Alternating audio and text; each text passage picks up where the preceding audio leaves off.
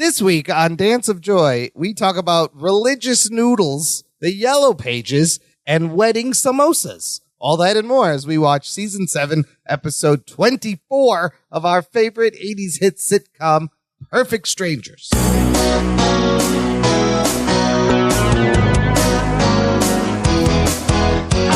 Hello and welcome to Dance of Joy, a Perfect Strangers rewatch podcast. My name is Imran. I am your cousin host number 1. Joining me every week, cousin host number 2, my sister Sophia. What's up, Imran? I'm a little tired, I'm not going to lie. You and I took our mom to a family wedding this morning, didn't we? And yeah, appropriate. Appropriate for this episode. By the way, congratulations for making it to the end of Season 7. We made it. It's a big deal. We are at the congratulations to us, too, yeah. Finale. And yes, we were at a wedding earlier. And today, a morning wedding. It was interesting. It's a little different than the wedding this episode. Less white people, more samosas. Yeah. More food that will make you... Samosas were good. They were good, but it's all food that will make you really sleepy right afterwards. True, which is why I came home and crashed right away. Yes. Then woke up to record this podcast. So, yeah, we're going to a proper church wedding this time. We were not at a church wedding this morning. It was a banquet hall wedding. Now we're going to go to a church wedding. We are at Season 7, Episode 24, titled... Get me to the dump on time. Uh-oh, I can already imagine what might happen in this episode. Well, that's a play on the phrase, get me to the church on time, which in itself is a song from the 1956 musical, My Fair Lady. Okay. All right. Also, this is the last part of this 4-part storyline. Thank you. Not only a 4-part storyline, this was a part 2 of an hour long when this first aired. That's right. They aired episode 23 and 24 together at the same night as an hour long thing, but it's 2 episodes. It was filmed as 2 episodes, aired as an hour long back to back thing. There was no theme song between when they aired it first. It just rolled right in. Oh, but when we watched it just now, we heard we always listen to the theme song and sing along because you gotta.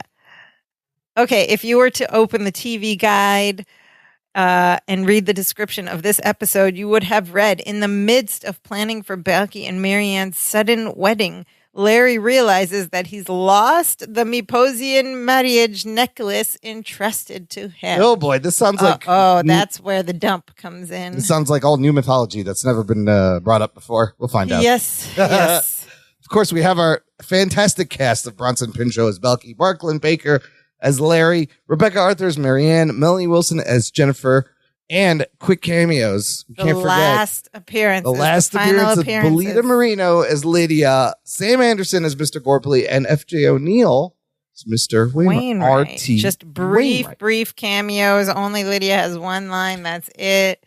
And it's the last time we see any of these folks. This episode aired April 18th, 1992. Same date as last week we mentioned, because I just said same night. But in 2024, you can watch these whenever you want. You can split them up. You can watch them as one episode. Why? Because they're all available on Amazon Prime Video. We have binging now. We are in binge mode, and we could have watched it as an hour long, but no, we're going to deal with it as 2 separate episodes. We're anti-binging. Yes. You got to savor it. We have to savor it. Actually, this part of this show, we probably want it to go by as quick. Should probably do all of the rest of the episodes in one podcast. You know what? That would probably be a good idea. Do all of the next season in one. But just to be a completist, we could be like a 3-hour episode to just talk about all of them. We could. There's only 6 episodes left in season 8, and we'll get into... We got to do each one. We went this far. Listen, this is a marathon, right? We are at mile 144 of 150 right now. We're not going to cheat the last 6 miles. We are going to complete this marathon, and it's going to be glorious. And then we'll get a gold medal from someone. So Olympic marathon. Or maybe at least a cake. All right, we're going to make it through. Our goal is to finish this out before the end of the year, and we will get there. Okay, get me to the dump on time. Let's start Act 1. We start right where the last episode ended up. And remember what that was? Hour-long special. Balky and Marianne were making out, and they stopped long enough to go, Marianne and I are getting married at the very end. And then everyone was like, what? Roll credits. But then it picks up right where it left off, and you hear Balky going, Marianne and I have decided to join together in holy macaroni. Means holy macaroni. I love holy macaroni because it sounds delicious. Yes. This is some kind of blessed pasta dish. Yum, holy macaroni. This is what the Pope eats. That's like that Pastafarian religion. Pastafarian, yes. Yeah. Holy macaroni. If you're a Pastafarian, you engage in holy macaroni. You get together in holy macaroni. Anyways, everyone's excited. They're like, yay, finally, congratulations. They're hugging. The cousins are hugging. The girls are hugging. It's official. They sit down. They're like, I'm so happy for you, this and that. They all sit on the couch. And Balky and Marianne are in the inside, sitting next to each other, and Jennifer and Larry are on the ends. And Balky says, I got to tell you, it was a humongous mistake breaking up. Marianne is everything that I've been looking for my whole life. Okay. Where was this Balky? Stop. So Balky has been dense. You let her walk out the house, Balky. Thick as a log for 3/4, half a season. What happened? And suddenly he's like, oh, I'm so excited. The whole reason that they fabricated that conflict of breaking up, the premise of that conflict, which we agreed was forced and stretched, was that Balky had some kind of resistance, some kind of blocker to wanting to get married. And we never explore that or hear anything more or how that gets resolved within him or what that was even about. He's over it. He just had to date like 20 girls and now he's over it. That's how these things get resolved on television. Including one that he really got along well with and one that looked just like Marianne. What Amy made me think of? Who was that girl in the first season that disappears? And their friend, the redhead. And I always thought she was gonna have a thing with Larry. Their friend, the redhead girl. She was like a friend in the building or something. Yeah. Her and Amy are hanging out somewhere, going, "These guys never call us." Yeah, I thought we were friends. What happened? What happened to our friends? Is Mrs. Schlegelmilch still around? Sometimes I think about that later. Is Schlegelmilch still alive? Building, yeah. She's still in the building. She was probably at the wedding. Oh, she might be there later. She probably will be at the wedding. Okay. So, so Balky's now we're just meant to accept that Balky's learned his lesson, cleared everything. Anyway, he's madly in love with Marianne, wants to marry her. And so Jennifer and Larry are super excited, and Larry's like, okay, we have a lot to do, Jen. You know how Larry likes to take control and whatever. He's like, we got a lot to do. I'm thinking July wedding. How does that hit everyone? And Jennifer's like, well, that's a lot of pressure, but I think we can do it. And then Balky goes, we're getting married tomorrow. Married tomorrow. And they're like, what? Tomorrow? You can't get married tomorrow. Larry's like whining, panicky voice. You can't get married tomorrow.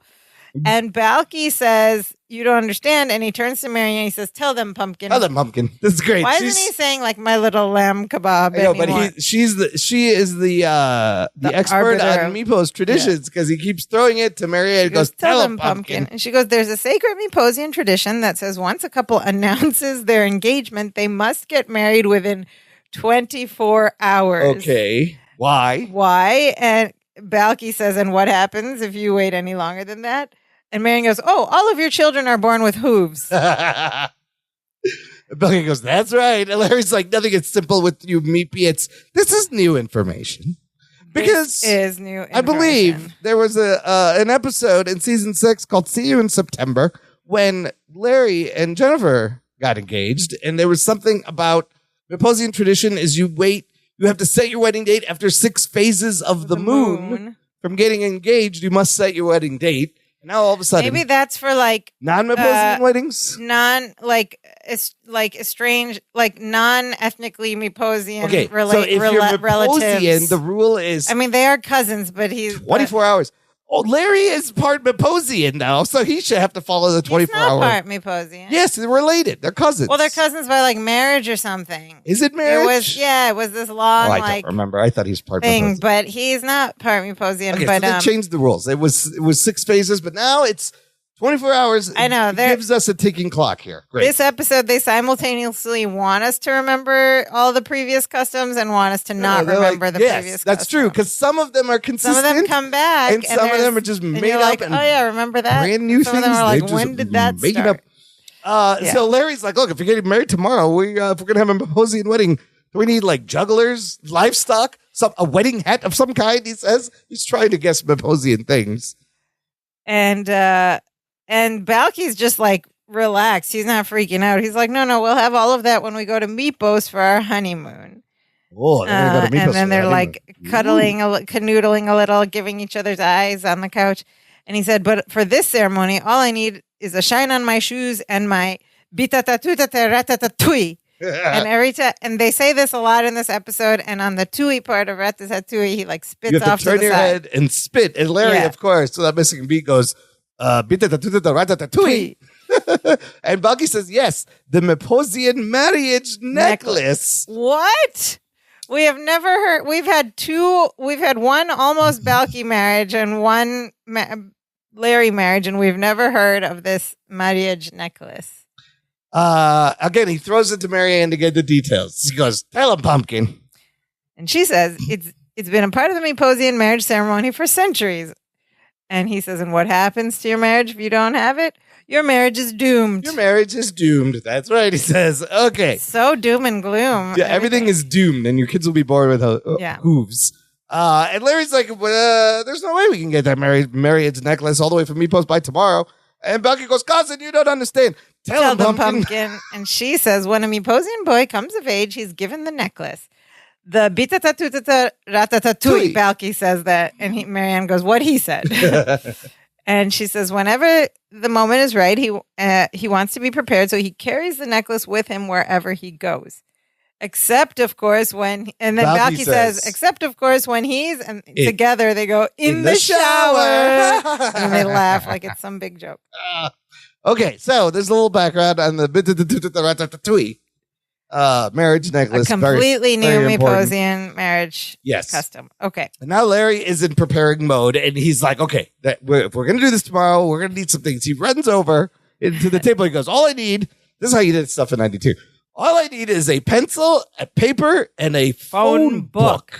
What is a phone book, Imran? And he goes and he carries this large book, and it's your contact. It's the internet printed on paper. It's everything Google. Was alphabetical. So if you needed a photographer, you would go to P for photography. What's funny is he grabs the black and white phone book, which is like people's the residential numbers. He really needs the yellow pages to find businesses. Okay. So this was this giant book that would come on your wrong phone book. Would just show up on your doorstep for free with like Bible thin pages, right? Because it was huge, thin newsprint. And back in the day, if you had a business or something, you would put your information in the yellow pages part of the phone book. And they've had the yellow pages before on this show. Yeah. And so if you were a photographer, it would go under the P section, and then your business name would be sub-alphabetized. And the white pages were always... And the white pages were just... individual people. Like your home phone number would be in there if you choose to put it in there. Like if you knew someone's name and you had to find their number, you could look it up. It was wild. Like I was a journalist in the night. Like I was studying to be a journalist in the 90s around that time, and like in the mid to late 90s, and I remember like being a journalist looking up people's numbers and business numbers in the sources phone book. In the phone book. You're like, man, I gotta flip It was through wild. this thing. It was the very early days of public internet. You know, now pencil paper phone book has turned into Google Note and internet browser. Google Google search, and now like AI, like and they'll just put a whole. It's wild. Okay. So Larry's ready with the phone book. He's ready to help. He really wants to be involved. Marianne says, I need a dress and some flowers. And Larry's like, okay, dress and some flowers. And he starts flipping through the pages of the phone book. When Jennifer goes, oh, I know a great dress shop downtown, and my friend Barbara is a florist. And she goes, I can take care of that. Great. And then Larry's like, okay, what else? And then Balky's like, well, we'll need someone to marry us. And Larry's like, okay, good. And he starts flipping through the phone book again, I guess to like, let's see, M marriage or church chapel. or something. Yeah.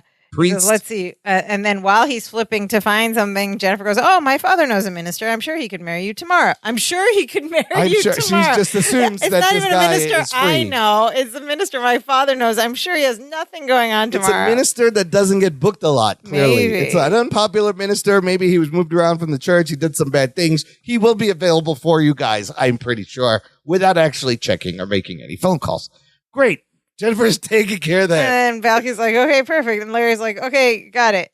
And then Marianne's like, we need a church, a reception hall, and a band. And then Larry's like, okay, good. He starts flipping through the book again to find all those things. And while he's flipping frantically, Jennifer says, we can use Chapel by the Shore, the Beekman Hotel, and Barbara's husband is a rock promoter. Who's Barbara? Barbara's husband is a rock promoter. He can get a great band for tomorrow. This band in 1 day's notice. Yeah. Beekman Hotel, they use that name a lot. It came up again. There's always Beekman things. So Jennifer just knows all these people that will drop whatever they're doing for 1 day's notice. Well, Jennifer, I guess when you look like Jennifer, people will bend over backwards. Does she know the scheduling books of the Chapel by the Shore and the Beekman Hotel? Yes, she does. They're open? They're just available. They're available? She's going to call them and charm them into Maybe it's the middle of the week. Like, who's doing a wedding on Tuesday? Maybe. Or Wednesday.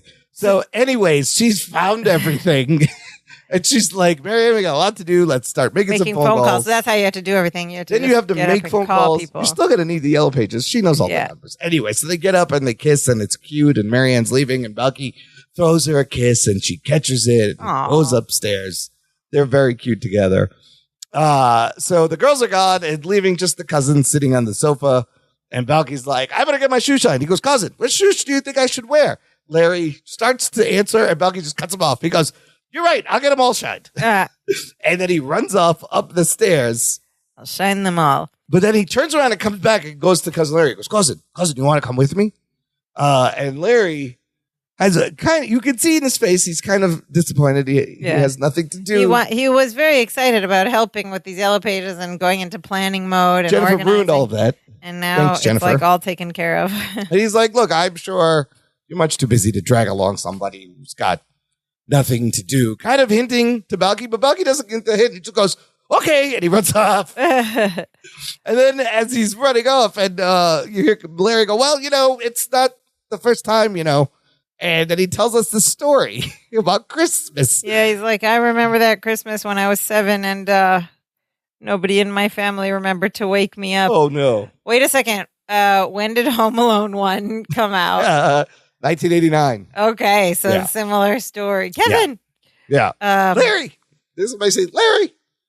But that's a sad story. He goes, no one woke me up. But, don't worry. I'll just be on the sidelines on the most important day of your life. It's okay. I'm not the kind of guy who's easily hurt. And then he goes, I'm tough. He's trying to hold back and try to be obvious. He's getting really sad. Balky, again, does not get the hit. Just goes, glad to hear it. See you later. Taps him on the shoulder, runs off. Also, didn't Larry tell us he had fond memories at Christmas time? Yeah. Like the second season? It was a big family thing. They take turns being the gift person. Maybe when he was 7, they forgot to. Anyways, they forgot to wake him up. And as Balky runs back up the stairs, you see Larry sitting there starting to sing Santa Claus is coming to town all sadly. Like, you better watch out. You better not cry. And then he starts to back down he starts sobbing a little bit. Balky comes back down the stairs. He jumps over the back of the couch to sit next to Larry. And he just goes, you're really dying for something to do, aren't you? And Larry's like, please, anything. Give me something. Don't open presents without me. He says, don't open the presents without me. It's so pathetic and sad. And then Balky apparently has had a job in mind for him all along, and he asks cousin Larry to be his Piggly Wigglyki. Oh, Piggly Wigglyki, is it? Larry says, what is a Piggly Wigglyki? Which is like a very silly. Piggly Wiggly is like a convenience store in Wisconsin. It's like a grocery store, right? Yeah. A chain. Maybe it was in the East Coast too. I don't know. They don't have them here, but they have them up in Wisconsin. Yeah. It's like a Piggly Wiggly. Pig on mascot. And Balky says a Piggly Wigglyki is similar to what Americans call a best man. Oh. And Larry says, I will be honored to be your Piggly Wigglyki. And then he's like, okay, got to line up tuxedos. He's like all excited again. Got to write a speech. And then Balky's like, no. And he's like, got to get the rings, the wedding presents for the guests, and he's like, anything else I should be doing? The whole time Balky's trying to interrupt him. Doesn't. And Balky's like, no, all the Piggly Wiggleeky does is walk the groom up the aisle, which I like that. It's a twist. Larry's like, what else? And Balky says, diddly squatty. And then Larry starts to sing again. He starts the sad singing, you better watch out. You better not. And then Balky's like, in a moment of very high emotional intelligence. Remember how they play with that? But now suddenly he's so aware and tuned in. Now he's picking up that Larry just wants something to do. Wait. That's all he does at the ceremony. But before the ceremony, he has a very important role to play. And he's making all this up now just to help Cousin Larry feel better. And Larry's like, what's that? And Balky thinks for a moment. He says, guardian of the Myposian marriage necklace, the bitatatatatatatui. He goes, yeah, why do we go with that? Yeah, why do we go with that? Just made it up. And he's like, guardian of the necklace. Larry's like, I could do that. And Balky goes, goody. But he's a little nervous as he's making this up. He's like, we'll go with that. Yeah. And he walks over to this chest on the side of the room that's never been there, by the entrance to the kitchen. And there's things on it. There's candlesticks and little tchotchkes. And he lifts the top of this chest, and none of the things move. They're stuck to the top. And he pulls out this wooden box and puts it back down. And he looks at it, and he goes, opening that was a lot messier before I glued them down. It's a nice, fun one. Kind of fun aside. And so he's got this wooden box, and he opens it, and he pulls out this long chain with a tassel and a pendant. Okay, now I expected this necklace to be a lot more. Yeah, a little more adorned or a little more Myposian. Yes, or a little more important plain looking. It's just this long chain. Wild with garlic or whatever. Yeah, they could have added a couple of more trinkets to this thing, but there's nothing on it. There's just you can't even tell what's on the thing. It's like they weren't even trying anymore. It's just a long chain. Why is it so long? Balky explains. He's like, cousin, this is the bitatatatatatatui. It is placed around both the bride and groom at the ceremony before they exchange their vows. He says it symbolizes their unity, their oneness, the merging of the souls. And Larry's like, nice. It's nice. It's a nice symbolic thing. And Larry's like, oh, this marriage necklace is important. And Balky goes, very important. And that is why from the moment his marriage is announced, no Mypian boy ever lets it out of his sight. Larry goes, what? He goes, except to give to the guardian of the marriage necklace. Oh, boy. He's just making this up, and he's very, very tentatively and hesitantly. Hands it over. He goes, hesitantly. I'm just going to give you this now. And he places it in Larry's hands. And he's you can tell he's looking very nervous about it. He doesn't, but he's doing it to make his cousin Larry feel better, which is very sweet. And then Larry's like, wait, isn't there some ritual that goes with this? And Balky's like, no. No. And then he's like, no. He's like, no, I mean, yes. And he makes up a ritual on the spot. He said the ritual, the ritual of the bitatatatatatatui. And then he sort of takes Larry's hands and leads him in this very apathetic and improvised hokey pokey tune song dance. Using gibberish Myposian. Yeah, with gibberish words. And we've seen him do the hokey pokey tune before with Myposian rituals. He's like, Mishmukshti Mikmak here. Yeah. And he's sticking his hand in that. Yeah. And Larry's just like, what is this? Hoi hoi, Vermark Nikmak. Yeah. And he's faked this ritual just to make Larry feel good for him. It's supposed to be Balky's day, and he's going out of his way. So we are to believe that Balky has been so thick for half a season now, and especially the last several episodes, he's been so back to his fresh off the boat innocence that he can't pick up on any cues about marriage or how Marianne's feeling or this and that. But suddenly now he's so in tune with cousin Larry's feelings, and he's like, let me make this up. He's very advanced here. Well, he had a breakthrough. He had an emotional breakthrough, and now he's very sensitive to everything. Great. Anyways, we cut to the next day. it's the wedding day, and we see Larry in a tuxedo. He's like, come on, Balky, I got to get you to the church on time. There's another reference to that song. Yeah, you get me to the dump on time. And Balky comes down the stairs and looking very, very lovely in an all-white wedding suit. So we've seen him wear this before. It's the same wedding suit he had during Wedding Bell Blues, and he's got the sword. Around his, There's another inconsistency. Larry is Balky's best man in Wedding Bell Blues, except he doesn't call him his Piggly Wiggly. Yeah, they just made that up for this one. Piggly Wiggly. So he walks down, and the whole audience goes, woo! Gold sash. It looks good. It's a really nice looking suit with the sword on his hip. Balky's like, you got the rings? He's like, I got the rings. He's like, and what about the bita tatu tataratatui? He goes, of course I have the bita tatu tataratatui. And he walks over to their massive fireplace, gets the wooden box from the mantle, and he goes, how can you doubt that I would fulfill being really cocky, my responsibility as the Piggly Wiggly? He's like, when Larry Appleton is given a job to do, that job gets done. I thought that went without saying, but I guess I was wrong. This whole big speech.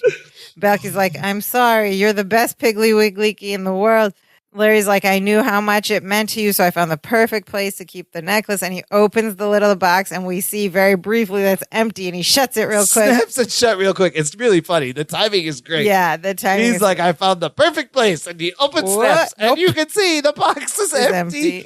And I think Balky saw this too. Yeah. Because he goes, give me the box. So he tries to grab the box, and Larry's like, no, I'm the Piggly Wiggly. I will hold on to this box because wild horses couldn't take this box from me. And Balky just goes, you've lost it, haven't you? And Larry's like, I swear it was here, as he opens the box and it's empty. He had one job. Larry, you had one job. He's like, I swear it was here. Can I still be the Piggly Wiggly?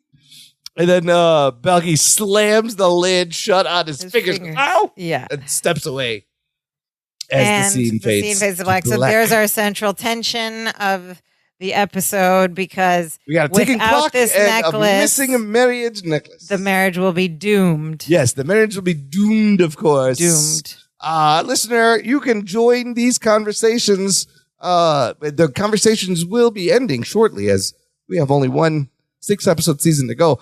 But we have a fun Facebook group where the conversation always continues about Perfect Strangers. It will continue there forever until Facebook shuts it down.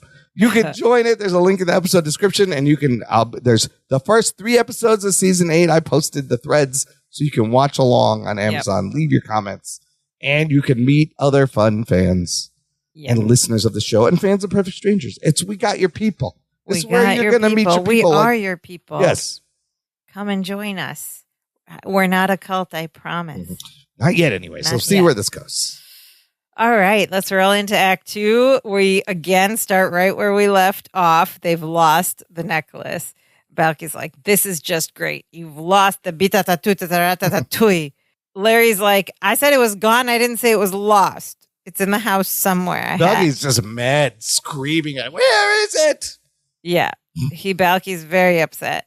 And Larry's like, no, he's trying to calm him down. He's like, look, come on, we're going to find it. We'll find it, but we got to calm down. And he slaps Balky in the face. Then he shakes it. He's like, can you do that for me? Can you promise? Just calm down. We will find the bita tatu. And Balky says, if you can promise me that we will find the bita tatu tataratatui. Larry says, I promise. Balky says, okay, I'll calm down. And they both take a deep breath and exhale at the same time. And then some furious physical comedy as they both start ripping the cushions away from the sofa, looking for the necklace. They tip the sofa back so it's standing up. It's an interesting way to look for something. Yes, so they tip it back and it lands on Balky's foot and he's hopping around. So this is another role reversal where usually Larry gets hurt. Yeah. Balky's hopping around and then Larry goes and throws the coffee table over. That lands on Balky's foot. He's like, ah! And then he runs over to the left where the phone book is and grabs the phone book, throws that to the ground. That also lands on Balky's foot again. Paying him back for all the abuse he took in the gazebo episode when they were Laurel and Hardy. Oh, my God. And then Balky just grabs a cushion and starts beating on him. He goes, you big Baba Stinky. He goes, I'm going to kill you. He lost this Larry's like, stop. Find the necklace. We're looking for the necklace.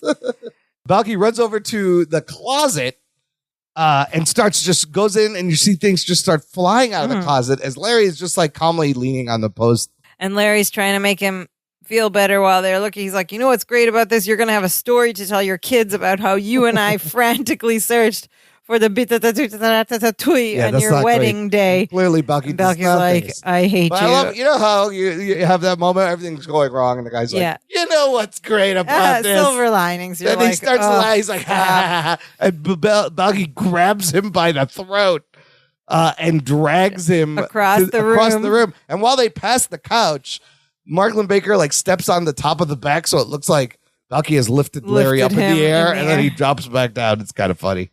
And he's yelling at him the whole time. He's like, that bitatatui has been in the Bartakamas family for centuries. You're in charge of it for one day. And what happens? And Larry's like, it's gone. Yes. He's like on top of him on the couch now. Yeah, on the armchair. Yeah, and he's like, what do we propose we do? And Larry's like, we'll find the bitatatui.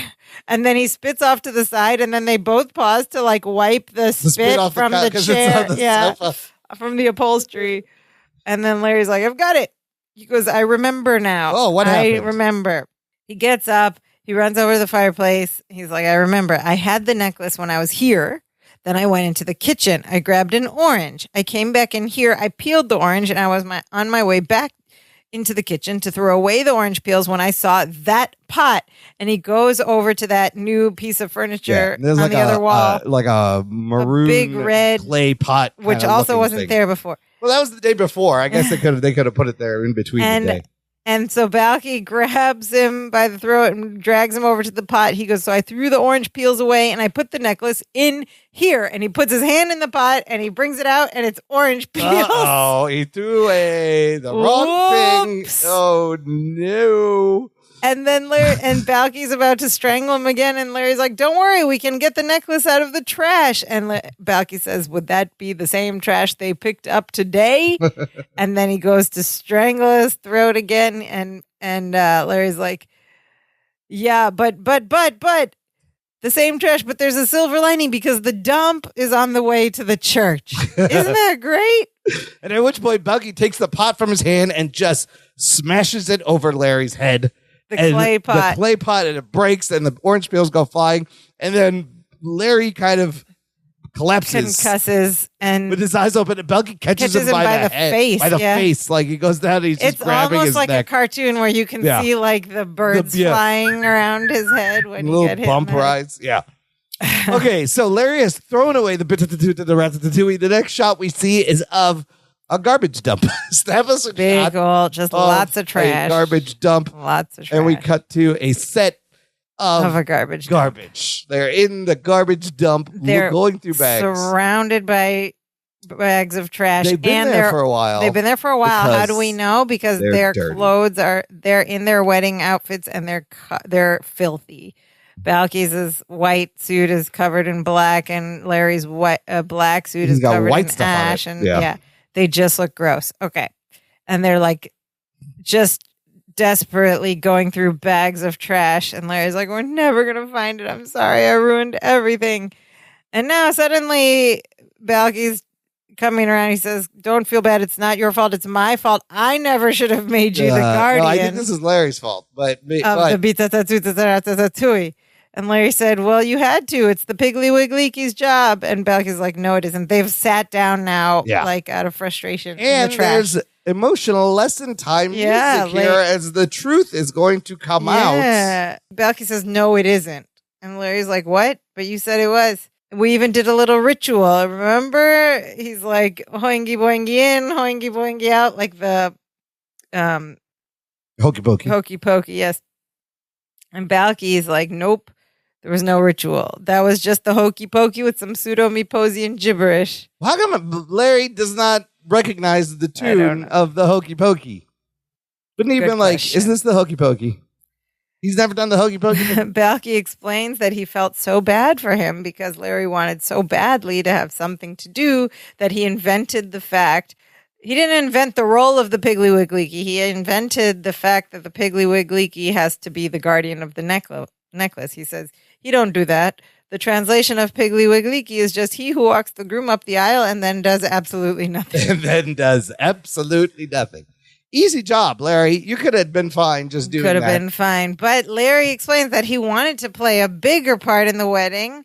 He wanted to play a big part. And Balky says, you are playing a big part just by standing next to me. You're my best friend. Oh, the crowd goes, oh. And Larry's like, really? And Balky says, who else would be sitting next to me in garbage? He keeps saying garbage, dressed in a tuxedo.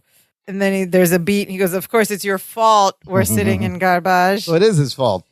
Whose fault is it? And so they're sitting there kind of like defeated, like, we're not going to find this. Marriage is going to be doomed.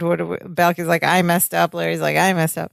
And then Balky looks over to the side and he picks up like this tattered catalog book. And he's like, cousin, do you still get catalogs from the Step Up Here Little Man clothing store? Step up here, little man. Come on.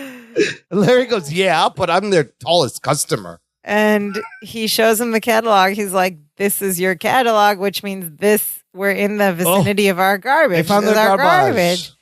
And he's like, cousin, look. And garbage.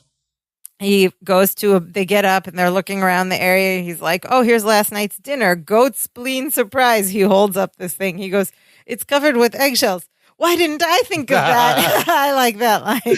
He's got a new twist on his dish. Larry picks up this sweater and he's like, Balky, here's the sweater I gave Jennifer for her birthday. Then you see his face go, wait a minute. What? Because she told me she lost it on a flight to Costa Rica. Jennifer just threw out this ugly, it's kind of an ugly sweater. And then Larry spots the necklace. Oh my God. He pulls it out and there's noodles on it and the audience applauses. Holy macaroni. And he goes, I found it. Cousin, you found the bita-tatu-tata-tata-tui. This is a momentous occasion, and Balky says, now as soon as we can hose this off, I can get married and live happily ever after. And he says, oh, cousin, now we're so happy we do the dance of joy. Nice. And they do the dance of joy in a trash heap. Dump dance of joy. And at the hey part, at the end, instead of jumping into each other's arms, they just jump into the trash. And then there's like a weird freeze frame. Yeah, and then it cross dissolves into the church, freezes, but on a freeze frame. Usually that's a live shot. It's kind of funny. I don't know why they didn't have. And we go to the church, and in less than 24 hours' notice, they have filled all the pews in this church. All these people? How did everyone just come without any notice? There's like 30 people, and like they all were free. They were fine for one day. They had to call them all the night before. It's not like and who are they anyway? You couldn't send a text. You had to individually call them. Who are these people? They work at the Chronicle. Couldn't post it on Facebook or anything. These are all friends of Marianne and Jennifer. I don't know. I guess.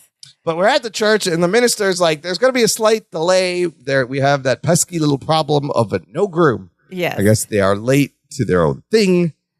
And then the back doors of the church open, and Larry and Balky come running in. They're still dirty from the dump. You hear dogs barking like chasing them because they're from the dump. They're from the dump. They're covered in trash. The dogs want to eat them apparently because they're covered in trash. So they run in, shut the door behind them, and then the organist just starts. There's like no getting cleaned up. And Larry looks at Balky and he goes, let's go. And what happens now? They start the Maposian wedding march up the aisle, which is squiggly walk, which is like 2 steps and a squiggly skip, 2 steps and a squiggly wiggly skip. We see, so that's the same as Wedding of Blues. They did that, but way back then, Larry didn't want to do it. He thought it was silly and embarrassing, and he said, do it. "Let's go." Do I really have to do this? And this time around, he's like come to appreciate it, I think, somewhat, but he's still very critical of it. He's already done it once. So they get to the top, and then the door opens, and Jennifer appears in a blue dress. And everybody reacts to how they smell as they walk as they walk in, aisle. all the guests slowly aisle by aisle. They're like, ooh, you see them holding. It's kind of funny because they're smelly. Remember when people used to say P-U? P-U. You stink. What does P-U stand for? P-U. I don't know, but that was the... you stink. That you was would hold the your nose. International symbol for you stink. Yeah. You. So Jennifer shows up and the crowd's like, ooh. And then Marianne shows up and she's in A white wedding dress with the thing. And Balky's like, doesn't she look beautiful? Larry's like, yes, they do. And Marianne walks all the way up, stands next to Balky, and looks at him and smells him. And she goes, Balky Bartakamus, you went to the dump without me. As if this is a thing they do together. She's like, hey. I'm sure they do. I take trips to the dump. And then Jennifer leans over, looks at Larry. She goes, what happened to you? And he goes, good news, Jen. I found the sweater you thought you lost in Costa Rica. Which I thought was funny. Yeah. Okay, so then the minister begins the ceremony and says that the bride and groom have written their own vows that they want to exchange. Macaroni. So then Balky says to Larry, may I have the bitatatatatatatui? Larry's been wearing it this whole time. He takes it off and he puts it, him and Jennifer place it like jointly around on both of them, on Balky and Marianne's shoulders. And then they turn, Balky and Marianne kind of turn toward each other, but like also toward the audience. Yeah. Or the guests. And they sort of like get choked a little bit on the short side of this. They have to redo the necklace. And then Balky starts to speak. He says, this is the bitatatu-tataratatui, the Miposian marriage necklace. It represents our unity. We are now joined together like sand in an hourglass. And then he turns, he says, Marianne, these are the days of our lives. That's funny. That is the opening to the soap opera Days of Our Lives. Like sand through an hourglass. These are the days of our lives. That's like like days just passed. Yes, it just the days goes of our lives. Quickly. Yeah. Yep. So there's a soap opera reference, and then they ask for the rings, and Jennifer gives Marianne the ring, and Larry steps up and gives Balky a ring, and they smile, and Balky looks at it, and he goes, "This is a pop top." Like from a can. Yes. Yeah. And then Larry's like, oh, hold on. I got it here. Why does Larry have a pop top in his pocket? They were in the garbage dump. Oh, right. That's why. That's why. Okay, so they get the rings, and then it's Marianne's turn to talk, and she says, Balky, from the moment I met you, I knew you were the man I wanted to spend the rest of my life with. This ring is a symbol of my promise to always love you. I hope you'll wear it forever, but I'll understand if you take it off if you go someplace with high humidity and your fingers swell up like mine do. That's cute. And then she's like, anyway, here. Perfect Marianne vow, yes. And then we cut to Lydia and Gorpley in the Wainwright front are sitting pew, there, and Wainwright in the front pew all together. And Lydia has one single line. That's it. She goes, wow, she made that up all by herself. And Gorpley and Wainwright like do a take and look at her like, what? they had to give her a line. I don't know. Maybe it was in the contract. They needed the last line Lydia gets on this show. It didn't really add anything, nor was it funny, but okay. Yeah. So then Balky speaks again. He says, Marianne, the day that I come to America was the happiest day of my life. But now that I know I'll be spending the rest of my life with you, this is the new happiest day of my life. He says, for my vows, I would like to quote the lyrics from the song that was playing the night that Marianne and I fell in love. What night was that? I don't know. We didn't see it. And he quotes the song. He looks at her. He says, there she was, just a walking down the street, singing, do-diddy, dum, diddy, do. She looked good. She looked fine. And I nearly lost my mind. Appropriate. That is, of course, the song. The song's called Do-Diddy. There she was, just a walking down the street. A Manfred Mann, 1964. Everybody knows that song. That's so funny. Yeah, okay. And then Balky, they put rings on each other, and Marianne says that was beautiful. The minister pronounces them husband and wife. You may kiss the bride. Balky gives a little quick peck on the lips to Marianne, and then Marianne, of course, grabs him and dips him backward in that way they've always done for a big kiss, and then they come out of it, and Balky just looks at her, rolls his eyes up, and goes, wow. And they all head out the back of the church door, but when they open the door, we just hear the dogs barking again, and they shut the door again and come back in. That's funny. That was Can't leave that way. There's one final scene here. So the wedding is over. Next, we go back to the house. But it's just Jennifer and Larry sitting on the couch. And they're drinking from mugs. Drinking water, I don't know, coffee, liquids in mugs. Very important detail. And Larry's holding his mug. And he's like, yeah, right about now, Balky and Marianne's plane should be landing in Athens. Now, he knows what he's about to say because he went to Mypos before, right? So he goes 2 hours on a small plane, 6 more hours on a fishing boat, an 11-mile hike, and they'll be at Balky's house. It's really hard to get there. And Jennifer's like, oh, it's hard to believe they're finally married. Larry's like, it's hard to believe that we have the house to ourselves, at least for 3 weeks. 3 weeks. And then Jennifer says, you know what else is hard to believe? Larry goes, what's that? And she says, in 7.5 months, you're going to be a daddy. Whoa.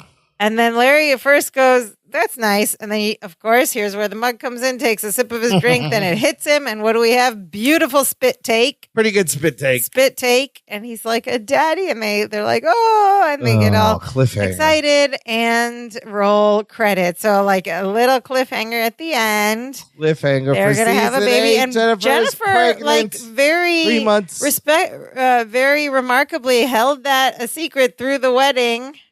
Well, she doesn't want to take. I know she doesn't want to take the attention away. Take the attention away, and then she waited till they left. Oh my God! Roll credits, listener. Before we get into more thoughts and interesting things, check out our TeePublic shop if you want Dance of Joy swag, like a T-shirt or a hoodie or a tank top or a coffee mug. Actually, these blue coffee mugs they're holding here. Our coffee mug's very similar blue, and it's got, except it has do your own Dance spit of Joy. Take out of a Dance you of could Joy buy a mug. Dance of Joy mug and do Practice a Marklin Baker spit take. Practice you your Larry Appleton. Only at danceofjoypod.com/shop will you find that. Get over there. It's a great way to support the You show. know, we actually did market research and found that your spit takes happen better out of these farther. mugs. It goes 30% farther when you use the Dance They're like of Joy training mug. mugs. They enhance your spit take and abilities. they're also 20% more impactful. Yes. Like, yes, like you can make a small statement. You could turn it into a big statement with the spit take. And once you start drinking from these mugs, you also have a greater sense of when to do a spit take. Like your intuition develops about spit takes. So these are very special spit take mugs. Dance of Joy spit take mugs. Mug. Don't sleep on them. Get your Dance of Joy spit take mugs. Okay. So yeah, well, this is the and that's the end of season 7. End of season 7. Last appearance by Belita Moreno, Sam Anderson, F.J. O'Neill. We never find out if Lydia and Gorpley were a thing. Remember they hinted at their I think they were just like meant to be a little bit older and a little bit racier, and they were just they ever get together, like casual fling here and there, something like that. Yeah, I believe F.J. O'Neill was supposed to be in a scene next season, but it got cut. Apparently, Bronson Pinchot also had trouble saying "ratatouille." He said it so many times, though. I thought he made up all those I don't know. I mean, he's usually good. Can't believe that one is not that hard. You have producer Paula A. Roth sitting just next to F.J. O'Neill, Mr. Wainwright, and a lot of crew members. Were in that. That was like, who are these people? It's the producers and writers and the gaffers. That's how they were free the next day. The guy doing the ceremony is John Petlock, and he also played the minister during that episode Finders Keepers where they went to the funeral. Oh, right. They had to get the thing from the dead guy. Oh, so he's still the minister. Okay. He does weddings and funerals. Yes. Well, he's a minister. But yes, we already brought up there's a lot of inconsistencies about the wedding ritual. Because in the 4th season finale, which was crazy, Wedding Bell Blues. And that one... Oh, that was the 4th season finale, too. Yeah. When Balky comes of age, what does Mama send him? Not the ratatouille. She sends him a bride. Yeah. And there was a cookie. There was some kind of muku cookie. But no mention of ratatouille. Yeah. And also, I think they mentioned, like, you got to walk on your hands. And so... But, and also, like, Marianne... Poor Marianne has been through so much. She had to be at that first wedding and just accept that, like, it's his culture. He has to marry this other woman. Oh my God, she's standing there. They were and just... then at the end of that, he comes back to her, obviously, because he doesn't marry the girl. Because the girl in love with the handler or whatever, the man that brought her over. Yeah. Yes. Mama's on the phone. Oh, yeah. And they did do a wedding. Wait, don't you think he would have called Mama at the wedding? And okay, this whole episode, there's no mention of Mama. He doesn't even call her to say we're engaged and remember Skinny Minnie. Yeah, at least get her on the phone. To say Bucky. Skinny Minnie. Yeah, Skinny Minnie, Bucky. For 7 seasons, he's been presumably writing to Mama, letting Mama know everything, and now she's no regard for Mama. She got to find out with a letter. Not important. Like, what were the writers even thinking? Like, just make one reference, put a little phone call. How are they? We're all going to be like, what about Mama?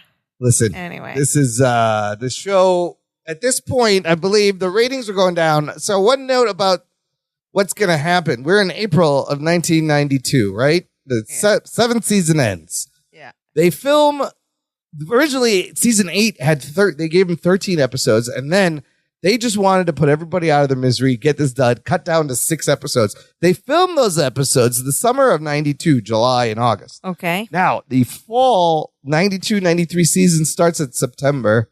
Perfect Strangers, nowhere to be seen. Ooh. Season 8 doesn't come back until July of 1993. Get out of the city! It's going to run from July to August. So imagine this. You're in April 1992. Season 7, it does not come back for over a year, which is actually like what shows are now. Yeah. These days, you got to wait 2 years between seasons. But back then, But these days, every year you have the ability to keep watching the old seasons and keep it fresh in your head or whatever. Yes. So, but back then, we didn't have that unless you were tape recording everything meticulously. So that summer, they showed the reruns, and they put it on Saturday night, 9:30 Eastern, 8:30 Central. Oh, so they were showing reruns, okay. But that confused people. I don't think they knew where to get it. And then when the season starts, it's not there. And it's crazy. You'd have to wait till July 93. When we come back, it's going to be July, a whole year and a half later. Wow. Okay.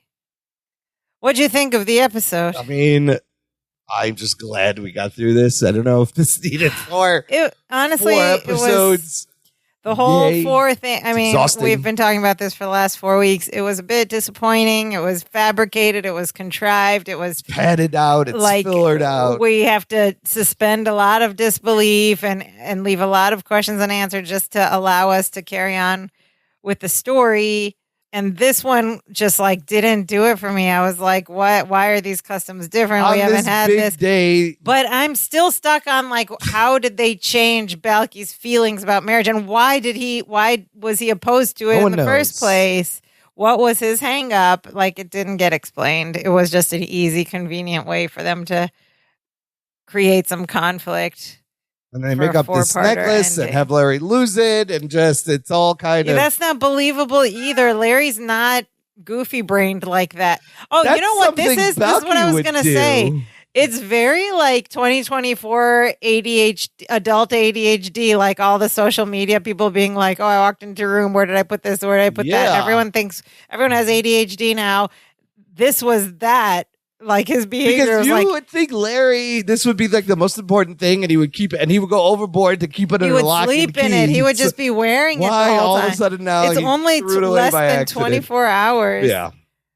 It's all very forced. Yeah, none of it's believable, but it was nice to see that silly walk down the aisle. I like some of that they had some inconsistencies. It was nice to hear them keep repeating. That's fun. There was a little bit of physical comedy. There were a couple of cute, funsy lines, a couple of random, unnecessary lines. Now both couples are married. I'm glad that's happened. But you know what? Drop this pregnancy cliffhanger. Yeah, but also this is when all shows just go down. At this episode, I was kind of thinking of the whole progression and the buildup of this show. And I feel like both couples should have got married at the same time because it's an ensemble cast, right? Done a group wedding. Show is not about Larry as the central character. If anything, Balki would have been more of the main big deal character because it's the show about he's the fish out of water this whole time, right? From the beginning.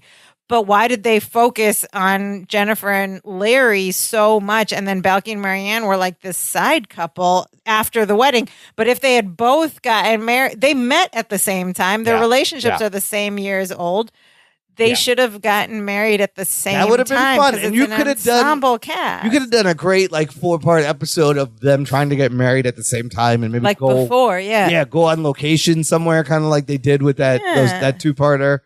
Or what if they all went to Mifos for a? But it feels like the Balky Marianne thing was like an afterthought. They didn't really think out well how to get them together. Just were making, and that's why it ended up so weak. Yeah, all like this. Well, they should have gotten married together. I believe, that's my thoughts. I think at this point everyone sees the writing on the wall that the ratings are going down. 6 more episodes. Also, TGIF, they were trying to skew younger. So they were, remember, it was became Full House the thing. and stuff. Yes, it became the thing where it was a family with little kids. Every show was a family, and you had the cute kid. Step by Step teenagers joined it. Every show. Yeah, Family Matters, Full House, Step by Step joined it. It was Family. What was the fourth one then? I don't know. Oh, it was wasn't there Coach on there? Just the 10 of us. I don't know if that was on ABC. Anyway, but this is it was kind of family. the last of a sitcom with adult Correct, cast. yeah. It all turned to kids. The Olsen twins On became Friday. huge. Yeah. And everything was skewed younger, and they're like, let's get kids. And so this episode for me was just kind of meh. I'm just glad we've gotten to the end of season 7. Oh my God, we did it. We're so close. Okay, what did our listeners think? Anybody celebrating we've gotten through this? Let's see if anyone shares our thoughts. First up, we have listener cousin Pam Hitchcock, who writes, as someone who just celebrated 52 years of holy macaroni with my high school sweetheart, this brought back sweet wedding memories. Oh my goodness, cousin Pam, congratulations, 52 years. Please write to us and tell us what the secret to 52 years together is. She writes, I had to watch this half a dozen times to build up to liking it. I don't like how the Meposian words are getting more and more ridiculous. And why didn't Larry recognize the hokey pokey? They've done it before with different words. Correct. All valid. I like the continuity of the white wedding uniform and the silly walk up the aisle with best man Larry from Balky's first almost wedding. Was there a marriage necklace then? I didn't see one. Maybe it's not part of a pathos wedding ceremony. Oh, maybe that's everything is different. They're pathological over there. No phone call from Mama on the biggest day of his life. Yeah, exactly. They could have squeezed that scene in. Absolutely. Agreed. I don't buy that. And where was Dimitri? Yeah. No Dimitri on his wedding? No, just on the man, just the photo. No Dimitri. They had long gotten rid of the entire position of Dimitri intern. I wonder if we'll see Dimitri. They're like, no more budget. Season 8. No more budget for the Dimitri intern. Fired Dimitri. She writes, I don't buy that you have to get married within 24 hours of an engagement. How are you supposed to gather friends and family in that length of time? It takes all day just to travel by ox cart. This is true. To get to the other side of the island or whatever, yeah. Well, maybe all their weddings are just like whoever is local and around in the village. They found a bunch of people that had nothing to do and were able to make it. Yeah, you just invite the whole village. They're just there. I believe this was meant to be the series finale because everyone's contract was up. There was a renewed interest in the show, so 13 episodes were ordered, but only 6 were made to wrap up the series. Thank God. If you take out the pregnancy thing, you could have ended the whole show. Even with the pregnancy thing. Oh, you just leave it hanging. They all live happily ever. They have some kids. Yeah. It's like good news for everyone at the end of the episode. Cousin Pam writes, I have a radical proposal that Marianne is pregnant now, and I believe I can back that up in season 8. Ooh. I believe they didn't get married together, but I believe they're pregnant together. Is that why they have to get married in 24 hours? Is this a shotgun wedding? Is that why Marianne was like, well, we need to get married? I don't know. No, because they were separated for a while. Like a month or something? Yeah. They were just making out on the couch. And that's how you get pregnant. Everybody knows. How long were they separated? A month or more? 2 weeks. No, it was 2 weeks. Remember, it says you've been moping around the house for 2 weeks. We got to get you up. And then plus another little bit of the dating and stuff. Yeah. Okay, so maybe she could be pregnant, okay, Cousin Pam writes, if they had to have the girls, it would have been much better if they had been fleshed out. We know next to nothing about Marianne's background and little of Jennifer's. So little reason to care about them. This is also a very good point in this whole show. Like, they're so surface. But, Cousin Pam, it was the 90s. People didn't care about fully formed female characters for women. Yeah. They didn't care. They almost still don't care much of the time, but And finally, she writes, I was sufficiently entertained and in a nostalgic mood, so I'm giving 6.5 Bibi Bobkas. Okay, that seems reluctant, though, but okay. Fair. Next up, we have listener cousin Nicole Stoner, who writes, lots of callbacks and contradictions to Wedding Bell Blues here. I won't repeat my comments I made in that episode for the sake of time, but there's a few of them. Yeah, I think we went over most of them, yeah. My favorite thing about this episode is right before Larry escorts Balky down the aisle, instead of embarrassingly asking Balky, do I really have to do this part? Like last time, he more confidently says, let's go. Lovely. As if he's accepting of Balky's culture this time around and genuinely happy for his cousin. Or rushing to get the wedding over with since they were already late to the chapel and they smelled like trash. And finally, Nicole Stoner writes, I know we still have one more season left, and I'm aware of the behind-the-scenes story regarding the 8th season, but if this was the original series finale, I'd be satisfied. Yeah. This episode feels like a classic Perfect Strangers episode from seasons past, which is pleasant to see given the track record of many late-season episodes. I don't know if it feels like a classic episode to me. Except we did have like some lesson time music. There was lesson time. There's a dance of joy. Larry screws something up. There's a ticking clock. There's stakes. There's jumping to. Oh, we did have a dance of joy. You had a dance of joy, a garbage dump dance of joy. Yeah. That's good. That's humongous. And finally, we have listener cousin Whitney Smith, who writes, we've reached the beginning of the end. And she also wonders why, points out that first Balky is oblivious to the hints that Marianne was sending him for him to propose to her. Then she moves out, God knows where. Mm-hmm. Then she unexpectedly comes over to the house, and Balky and Marianne not even talking to each other. Then they passionately making out, and all of a sudden they're engaged. She goes, man, I wish that worked in real life.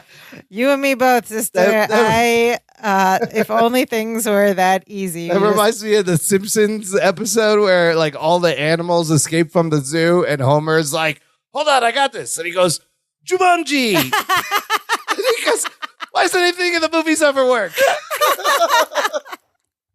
Wouldn't it be great if you could just Jumanji your love life? Just be like, why can't I Jumanji my love life? Jumanji. Man, I wish that worked in real life. Jumanji does not work. It would. Wouldn't it be great if you just like, if you're just like, make out on a couch and they're like, want to get married? Sure. Cool. Okay, we're engaged. Yeah. Jumanji. Although let's normalize marriage not being the ultimate goal for everyone. Okay, that's my little soapbox. Moving on. Cousin Whitney Smith writes, when it comes to marriage, the cousins don't seem to have the best of luck. When Larry got married, he had to get married from a jail cell. Yeah. And now that Balky's getting hitched, they end up in the city dump. And how come Mama Partakamus wasn't alerted that her son, her only son, was getting married or even engaged? No phone call, no nothing.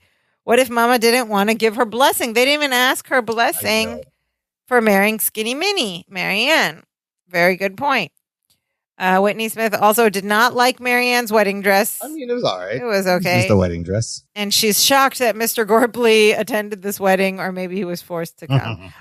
Gorpley's an old softy deep down. He doesn't have other friends either, so because he's a jerk, but he's a softy jerk. Okay, so then cousin Whitney concludes Balky is married and Larry finds out he's going to be a daddy. That's it. We don't need to go any further, but unfortunately I think we are. Ends with a good old Baba Sticky. Yeah, we could have just ended the thing here. I'll have to do some research about what exactly happened. I don't know how we'll find out. Like what the mood of the cast was. Did they want to come back? There's Did probably they a lot think we can't the show was already past its time and should have been over? I feel like there's some we stuff. should have been this whole time. We should have been keeping a list of questions that if someday we get to talk to a cast member. I could just come up with them. Yeah. Don't be ridiculous was not said. What? Of course I have. Don't be ridiculous. And we just got a Dimitri photo on the mantelpiece. But we did get a dance of joy.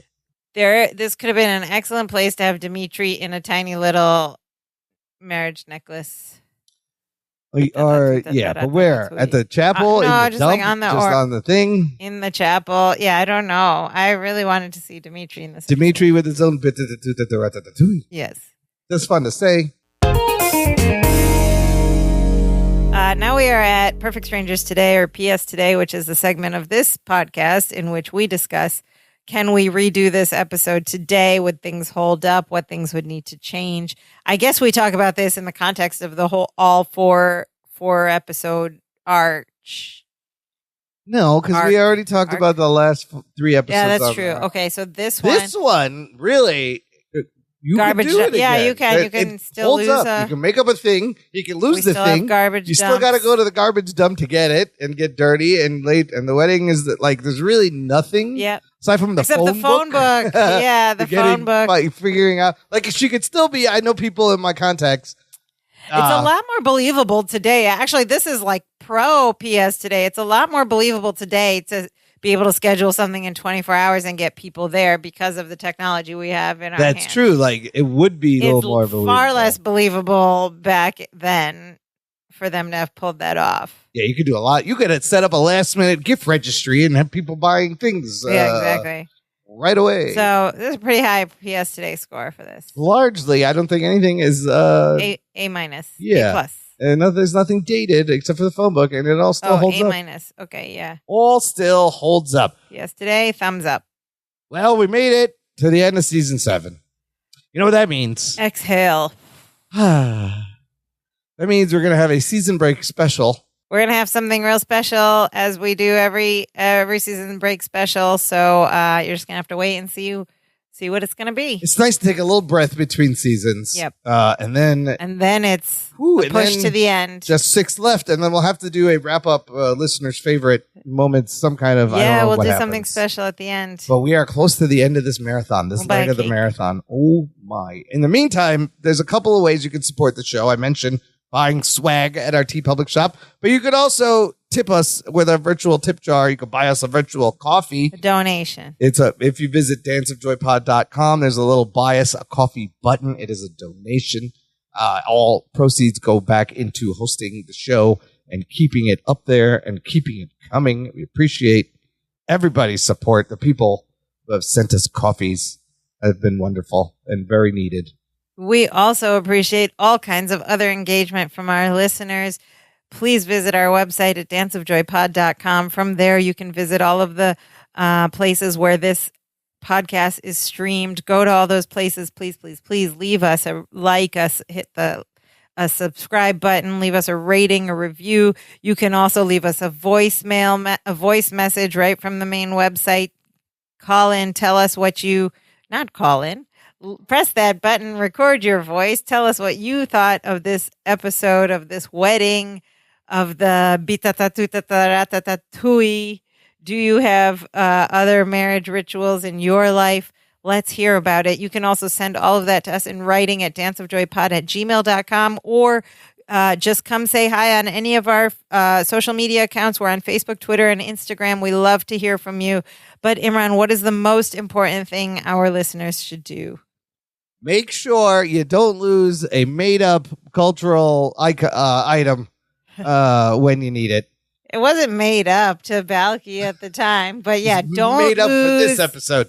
The bitatatatatatatui. Make sure you know where you put the Marriott's necklace. No, the most important thing, of course, end up in a trash dump, is to share the show while you're in the trash dump. Let the people know who work there to listen to danceofjoypod.com. danceofjoypod.com. Share the show with a friend. Word of mouth goes a long way. And yes, we are nearing the end, but we need all the listeners and supporters we can get to finish this out. There is still lots of time to talk about Dance of Joy Pod and Perfect Strangers and Imran and Sophia and whatever else you want to talk about in the Perfect Strangers universe. Share the show with a friend. We'll love you forever for it. Thank you so much for listening. That is our show for today. Now we are so happy. Now we are so happy. We do the dance of joy. Hey, hey, hey.